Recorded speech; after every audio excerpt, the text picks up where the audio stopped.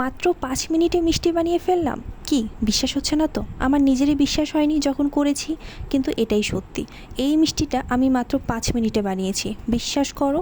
তো রেসিপিটা শুরু থেকে বলি, তাহলে যদি তোমাদের একটু বিশ্বাস হয়। আসলে সেদিন ভাবছিলাম যে একটা সন্দেশ বানাবো। তো আমি ইউটিউবে ঘাটাঘাটি করে দেখলাম যে সবচেয়ে ইজি সন্দেশ রেসিপি এটা। আর এই সন্দেশটা বানাতে যা কিছু লাগবে সব কিছু আমার বাসায় রয়েছে। তো ভাবলাম তাহলে আর দেরি কিসের, বানানোই যাক।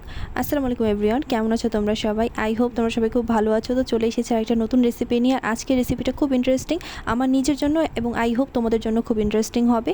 জানি এটা খুবই ইজি একটা রেসিপি এবং এর অনেক ভিডিও রয়েছে ইউটিউবে, বাট আমি ফার্স্ট টাইম করেছি, তো সেই হিসাবে আমার কাছে তো অনেক ভালো লেগেছে। চাইলে তোমরা যদি এখনও কেউ ট্রাই না করে থাকো, অবশ্যই ট্রাই করতে পারো। তো এখানে প্রথমে উপাদানগুলো দেখিয়ে দিলাম, কিছুই না, 2 প্রকারের দুধ, একটা হচ্ছে পাউডার দুধ এবং একটা হচ্ছে লিকুইড দুধ, সাথে চিনি, 2টা এলাচ এবং ঘি। তো প্রথমে আমি চুলায় দিয়ে দিলাম 1 টেবিল চামচ, সাথে আরও হাফ টেবিল চামচ মানে 1.5 টেবিল চামচ ঘি, সাথে দিয়ে দিলাম 1/3 কাপ দুধ অর্থাৎ লিকুইড দুধটা, এবং তার সাথে দিয়ে দিলাম 1/4 কাপ চিনি।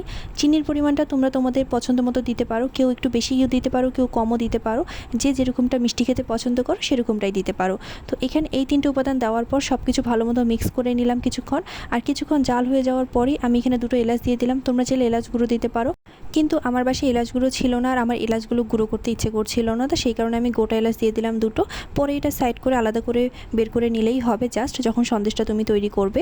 এবং তারপর প্রায় 1 কাপ পরিমাণ, মানে 1 কাপের সামান্য একটু কম রেখেছি আমি, তো প্রায় 1 কাপ পরিমাণ এখানে আমি গুঁড়ো দুধটা দিয়ে দিলাম। আর গুঁড়ো দুধটা দেওয়ার পর কন্টিনিউয়াসলি নেড়ে যেতে হবে, মানে খুব ভালো করে গুঁড়ো দুধটা মিক্স করে নিতে হবে এবং কন্টিনিউয়াসলি নেড়ে যেতে হবে, না হলে কিন্তু এটা কোনো এক সাইডে লেগে যেতে পারে। তো সেই জন্য খুব ভালো করে নেড়ে নিতে হবে। আর বিশ্বাস করো, এটা খুব বেশিক্ষণ করতে হবে না, মানে জাস্ট 3 থেকে 4 মিনিট তোমরা নাড়াচাড়া করবে আর দেখবে যে হয়ে গিয়েছে। মানে আমি তো করার সময় ভাবছি যে জাস্ট হয়ে গেল, সত্যিই হয়ে গেল এত তাড়াতাড়ি, মানে আমার নিজের বিশ্বাস হচ্ছে না। আমি ভাবছিলাম যে হয়তো বা ইউটিউবের ভিডিওগুলোতে একটু বেশি বাড়াবাড়ি করে বলে থাকে, বাট না, বিশ্বাস করো আসলেই কিছু রেসিপি এমন রয়েছে যে সত্যি সত্যি যেন 5-10 মিনিটেই হয়ে যায়, জাস্ট যদি উপাদান কয়টা থাকে। আর এই উপাদানগুলো এমন যে রেডি করার মতো কিছু না, এখানে যে কাটাকাটি করতে হবে বা কিছু করতে হবে সেরকমও কিছু না। তো এখানে তোমরা দেখতেই পারছো আমি এখানে বিশ্বাস করো জাস্ট 3 থেকে 4 মিনিট নাড়াচাড়া করেছি এবং তার মধ্যে আমার সন্দেশটা একদম রেডি হয়ে গিয়েছে। এখন আমি এটা ঠান্ডা হওয়ার জন্য বেশ কিছুক্ষণ রেখে দিয়েছিলাম। প্রায় আধা ঘন্টা পর এটা যখন কিছুটা ঠান্ডা হয়ে যাবে, তারপর আমরা এখানে সন্দেশগুলো বানিয়ে নিব। তো আমি এখানে কিছুটা মিশ্রণ হাতে তুলে নিলাম এবং তারপর এটা ভালো করে গোল গোল করে নিচ্ছিলাম। আর তোমরা নিশ্চয়ই লক্ষ্য করেছো ঠান্ডা হয়ে যাওয়ার পর এটা কিন্তু আরও অনেকটা গাঢ় হয়ে গিয়েছে। এবং আমি এখানে সুন্দর করে একটা গোল করে তারপরে এই যে দেখো, এখানে আমার প্রথম সন্দেশটা রেডি হয়ে গিয়েছে। আমি এটা সিম্পল রাখছি, মানে কোনো আলাদা শেপ বা কোনো ডিজাইন আমি এখানে করছি না। আমি এভাবেই সবগুলো রেডি করে নিব। তোমরা চাইলে বিভিন্ন শেপের বা বিভিন্ন ডিজাইন দিতে পারো, এরকমটা অনেকেই অনেক ডিজাইন দিয়ে থাকে, বাট আমি একদম এরকম সিম্পল রাখছি। এবং মাঝখানে আমি একটা করে কিশমিশ দিয়ে দিব।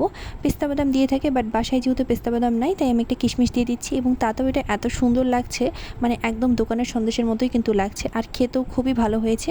মিষ্টিটা একটু বেশি হয়ে গিয়েছিল, বাট বেশি মিষ্টি আমরা পছন্দ করি, তো সেই হিসেবে ঠিক আছে। তোমরা যদি কম মিষ্টি খাও তাহলে চিনির পরিমাণটা তোমরা কম বেশি করে নিতে পারো। তো দেখতেই পারলে মাত্র 5 মিনিটে তৈরি হয়ে গেল এরকম একটা সুন্দর সন্দেশ রেসিপি, আর যেটা সব উপাদান তোমাদের ঘরের মধ্যে কিন্তু সবসময় থাকে। তো তোমরাও এখনই যাও এবং চটপট এটা ট্রাই করে আমাকে জানাও যে কেমন হয়েছে। আর হ্যাঁ, খেতে কিন্তু অবশ্যই খুব ভালোই হবে। ওকে বাই, ভালো লাগলে প্লিজ লাইক করে দিও, শেয়ার করে দিও এবং সাবস্ক্রাইব করে দিও। আল্লাহ হাফেজ।